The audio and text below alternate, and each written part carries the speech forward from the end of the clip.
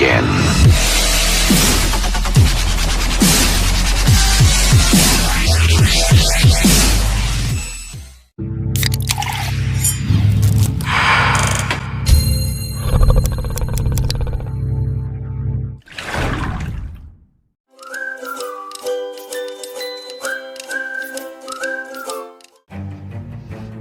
Sebelum bahas kasusnya, mari kita bahas apa sih korupsi itu?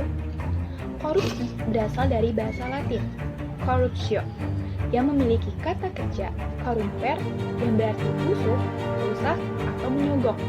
Secara umum, korupsi dapat diartikan sebagai sebuah tindakan legal untuk memperkaya diri sendiri dengan merugikan orang lain. Belakangan ini, masyarakat Indonesia mengganti sebutan koruptor dengan maling. Perbuatan mereka yang mencuri uang negara dan uang milik hak masyarakat sangat tidak pantas. Seperti yang kita tahu, korupsi hanya akan menghancurkan sebuah negara. Kalian tau gak sih, di Indonesia pernah loh terjadi beberapa kasus korupsi terbesar, diantaranya kasus Jiwaraya. Kasus Jiwaraya ini terjadi pada tahun 2002 dan puncaknya berada pada tahun 2020. Ada 13 terdakwa yang terlibat dalam kasus pencucian uang sebesar 10 triliun rupiah yang semuanya merupakan anggota korporasi manajer investasi dari berbagai perusahaan. Yang kedua, proyek Hambalang. Kasus ini terjadi pada tahun 2003 saat adanya proyek pembangunan pusat dan pendidikan pelatihan olahraga yang bertaraf internasional. Pembangunan ini tidak selesai karena terjadi kelabilan dari anggaran terdata yang mengakibatkan kerugian negara mencapai 806 miliar.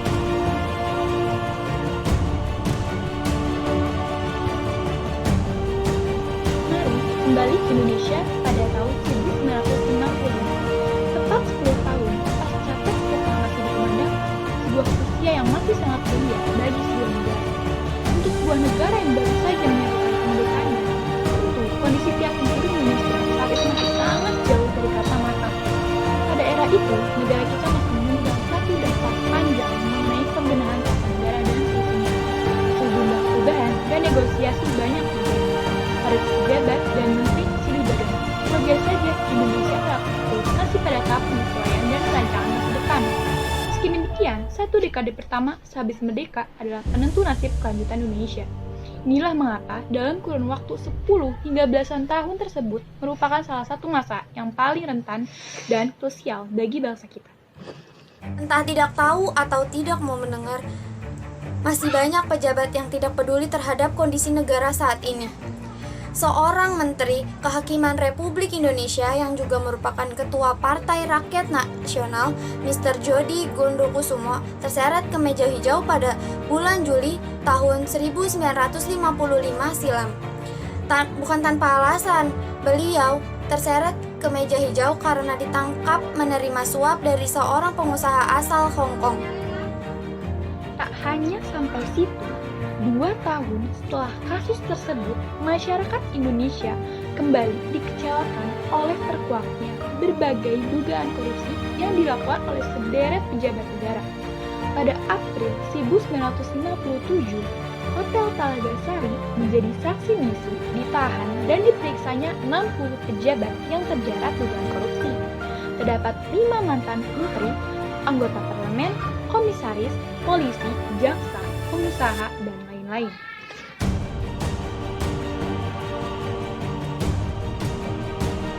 Dan saat ini, dunia dihadapi dengan kondisi yang gusar, pandemi COVID-19. Bagaikan mimpi buruk yang tak pernah dibayangkan sebelumnya, yang tanpa aba-aba hadir di tengah kehidupan kita. Para pemimpin negara yang pada hakikatnya merupakan tumpuan rakyat, sudah sepantasnya bekerja keras untuk melawan segala jenis masalah yang mengancam kesejahteraan rakyat, namun lain hal dengan para pejabat di negara Indonesia. Di tengah rentannya kondisi Indonesia yang saat pandemi, sejumlah pejabat negara kita tanpa sedikit pun memiliki rasa kasihan atau belas kasihan terhadap rakyat, melakukan tindakan yang tidak seharusnya dilakukan, yaitu korupsi.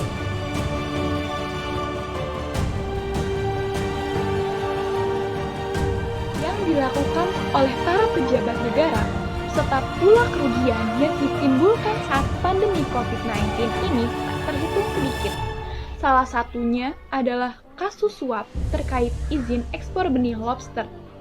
Edi Prabowo, Menteri Kelautan dan Perikanan, ditangkap di Bandara Soekarno-Hatta pada 25 November 2020 atas tuduhan tersebut. Melalui tindak korupsinya, Edi berhasil mengantongi uang sebesar 9,8 miliar yang sempat digunakan olehnya untuk belanja barang mewah bersama istrinya.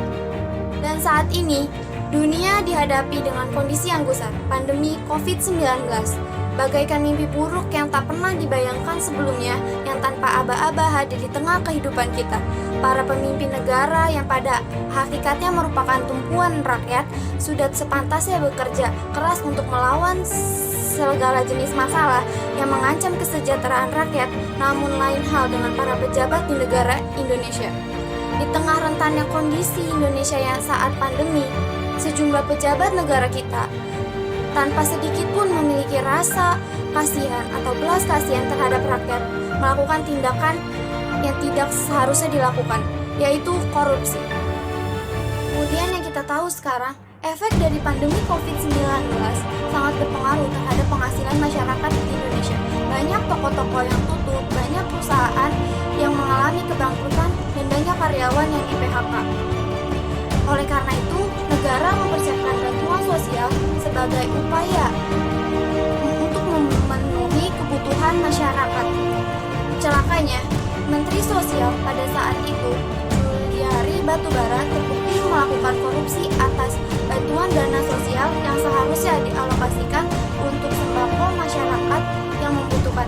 Atas tindak yang memalukan ini, Juliari berhasil merampas 17 miliar rupiah. Maka kemerdekaan yang selama ini kita rasakan hanya sebuah status,